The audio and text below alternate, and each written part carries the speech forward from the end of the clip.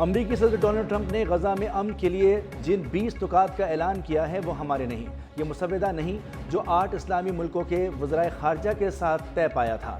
اس میں تبدیلی کی گئی ہے۔ نائب وزیر اعظم اور وزیر خارجہ اسحاق ڈار کا دو ٹوک موقف۔ قومی اسمبلی سے خطاب میں کہا کہ فلسطین کے لیے وہی پالیسی ہے جو قائد اعظم کی تھی۔ فلسطین کے مسئلے کا 2 ریاستی حل پاکستان کی پالیسی ہے۔ میں نے کہا غزہ قبرستان بن چکا ہے، بھوک کی وجہ سے لوگ مر رہے ہیں، مکمل جنگ بندی کی ضرورت ہے۔ سموس فلٹیلا پر حملے کی شدید مذمت کرتے ہیں۔ سابق سینیٹر مشتاق احمد کی رہائی کے لیے بااثر یورپی ملک سے رابطہ کیا ہے۔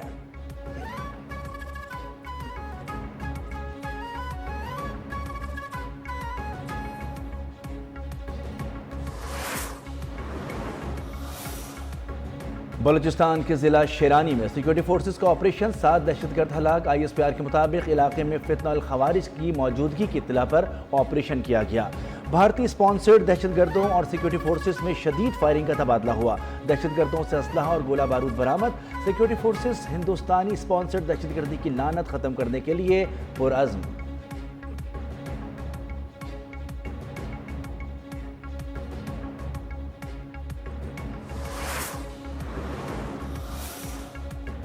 حکومت اور عوامی ایکشن کمیٹی کے مذاکرات کا دوسرا دور جاری۔ مذاکراتی اجلاس میں حکومتی ٹیم کے ارکان طارق فضل، قمر زمان کائرہ، انجینئر امیر مقام، سابق وزیر اعظم راجہ پرویز اشرف، سابق صدر آزاد کشمیر سردار مسعود خان شریک، رانا ثناء اللہ، احسن اقبال اور سردار یوسف بھی مذاکراتی سیشن میں موجود۔ وفاقی وزیر طارق فضل چودھری کہتے ہیں تشدد کسی مسئلے کا حل نہیں، زیادہ تر مطالبات پہلے ہی منظور کیے جا چکے ہیں، باقی کے لیے آئینی ترمیم درکار ہے، بات چیت جاری ہے۔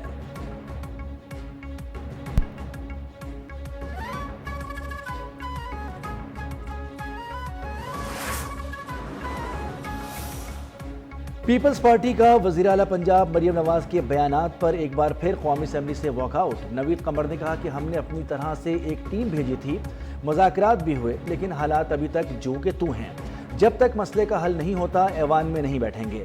اسحاق ڈار کا کہنا تھا کہ گولہ باری اور جوابی گولہ باری روکنا ہوگی، ایک دوسرے پر الزام تراشیوں کا کوئی فائدہ نہیں، اپوزیشن والے نئی روایات قائم نہ کریں۔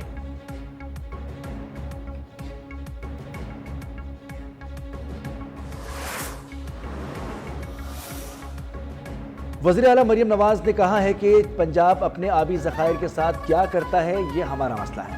ٹیلی میٹری سسٹم کے ذریعے آبی ذخائر کی مانیٹرنگ پر مثبت جواب نہیں ملتا۔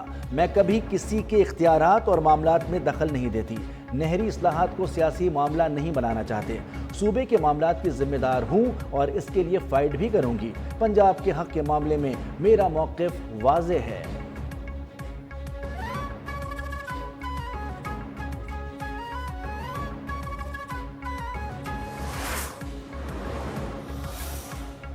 عوام کے مسائل حل کرنا منتخب نمائندوں کی ذمہ داری ہے، ملک کی ترقی اور خوشحالی کے لیے سب کو مل کر کام کرنا ہوگا۔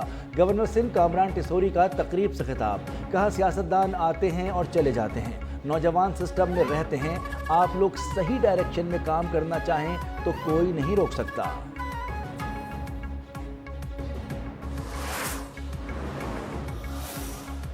اسرائیل کا فلوٹیلا کی 42 کشتیوں پر قبضہ، پاکستان شہری مشتاق احمد سمیت 450 افراد گرفتار۔ صہیونی فوج نے کشتیوں کا مواصلاتی نظام براہ راست ویڈیو نشریات جام کر دی۔